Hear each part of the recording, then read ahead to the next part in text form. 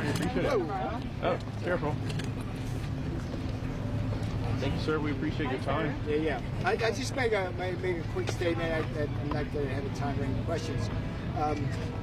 It's a great day, not just for America, the world. It's an interesting coincidence that on the same day as you have VE Day, the 80th anniversary of victory in Europe, we have struck a deal with the same country that we were arm in arm with defeating the Nazis and walking, turning that continent into a free continent 80 years ago.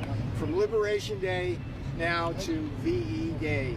What's important about this deal is that it offers a template for how we're going to proceed with the rest of the negotiations. The way the negotiations are structured, we have the head of that, USTR Jameson Greer, working arm in arm with the Commerce Secretary Howard Lutnick. And they work from a number of verticals. Every country, it's like fingerprints. They're all different in the way they take advantage of America. So with each country, you have to walk through how high are their tariffs, where are their tariffs high, how can we get those down. The non-tariff barriers are much more important in terms of getting a fair deal for America than the tariffs in most cases. And this is an important thing for the American people to understand. It's like, this is not a tariff problem, it's an unfair trade problem. So there's that, there's the digital trade issue, and then there's a whole issue, all sets of issues, currency manipulation, intellectual property theft, and things like that. So with the UK, this deal is good for both countries. That's the way it's set up. There's joy in farmland today. We have, it's about an $8 billion gain for the agricultural community. We've got beef. We're going to export substantially more beef. So both Kansas, Nebraska, Texas are going to do very well. We've got dairy, so folks in Wisconsin and California are really happy. We've got a lot of corn that we're going to sell via ethanol to the UK, so the folks in Iowa are very happy. With respect to autos, we've given the UK a discount on the auto tariff. They send us a relatively small amount of vehicles in the broader scheme of things, but to them it's an important part of their economy, so we're reducing the 25% tariff down to 10% on the on 100,000 units that they will sell us. And we're going to have a very interesting alternative arrangement with the UK on steel and aluminum, which will help us protect us from the flood of dumping that often occurs not just directly to us, but from different countries around the rest of the world, like the UK, for example. So we're in a very good place with this. I think everybody should be happy about this, and it signals that how we're going to go about these negotiations. There will be many more to come, and we hope they will come as quickly as this one. And you all just be patient with us if you can. All right, take a couple of questions. Yes. Has that been worked out? We're still in negotiations with that, and that's a very big deal to President Trump. The digital tax has spread like a bad virus around the world, but it started in Europe, and it basically targets American companies. I can say it in no other way. When you look at the digital tax, on the Facebook, the Googles, and all of that, it's structured in a way where only big companies are subject to it. So the smaller ones in these other countries are exempted from it. So that's going to be a work in progress. Yes, ma'am. Can you say anything on the China talks? How Nope, can't say a word. Yes, sir. How confident are you that Britons are going to want to buy American produce when there have been concerns expressed there over chlorinated chicken and hormones in some of the beef?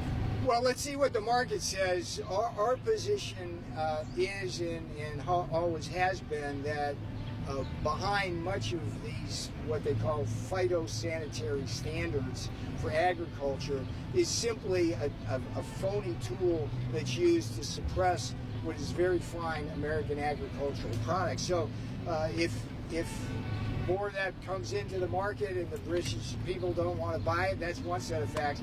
We don't believe once they taste American beef and chicken that they would prefer not to have it. Yes, ma'am. Mr. Navarro, so the president just told us that the U.S. is working on 3 other trade deals currently. Can you give us a hint of which countries might be next? Never get ahead of the president, but I do know that the way the process works.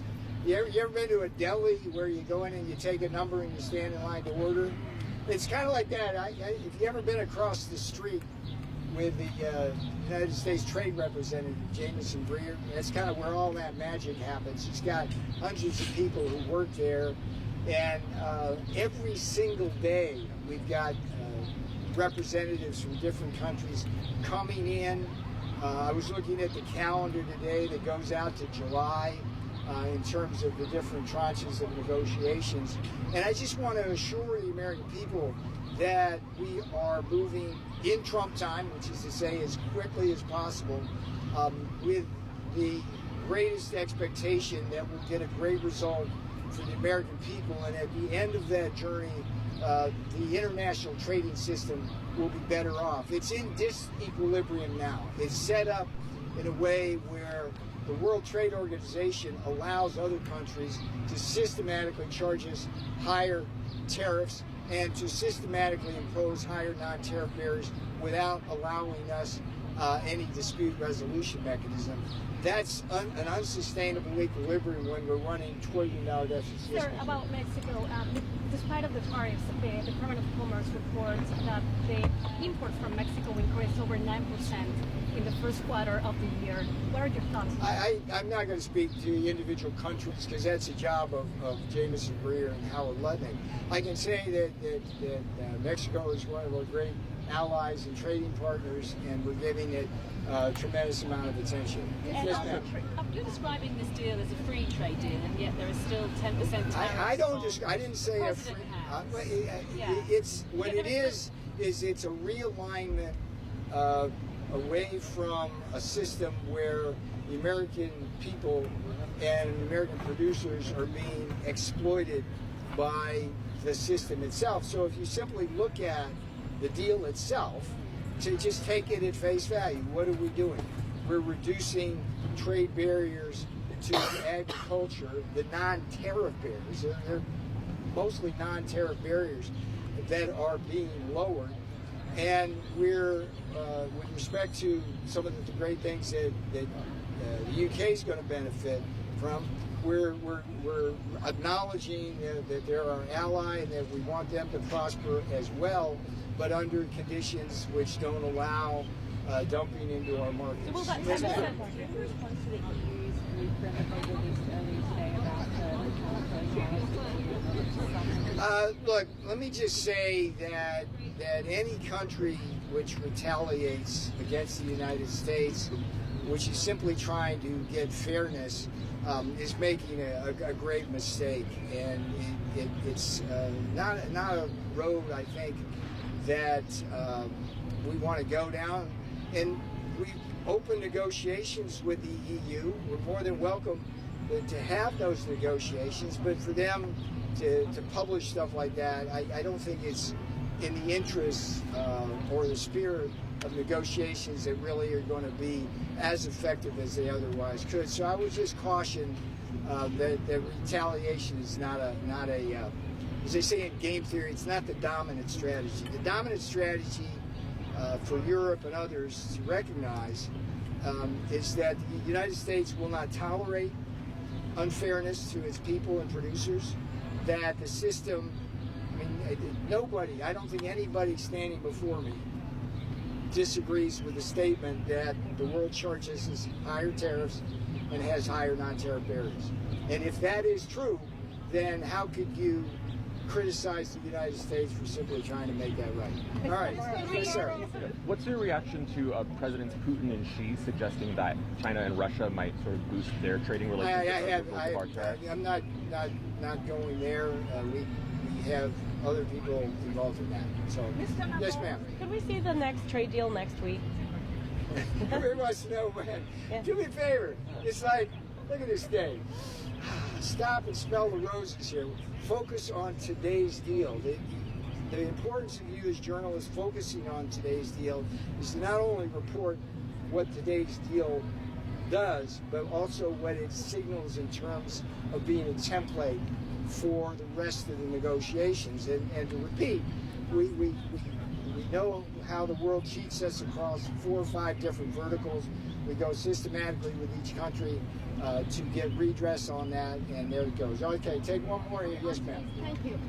Speaking of smelling the roses, do you feel vindicated? You've been working on this deal since the first administration, so do you feel vindicated? No, I don't. That's not my place here. I'm simply the president's. One of his many lieutenants is just trying to fulfill the Trump vision, which is fairness for the American people. All right, thank you very much. Okay, success. We got it in the... That's it.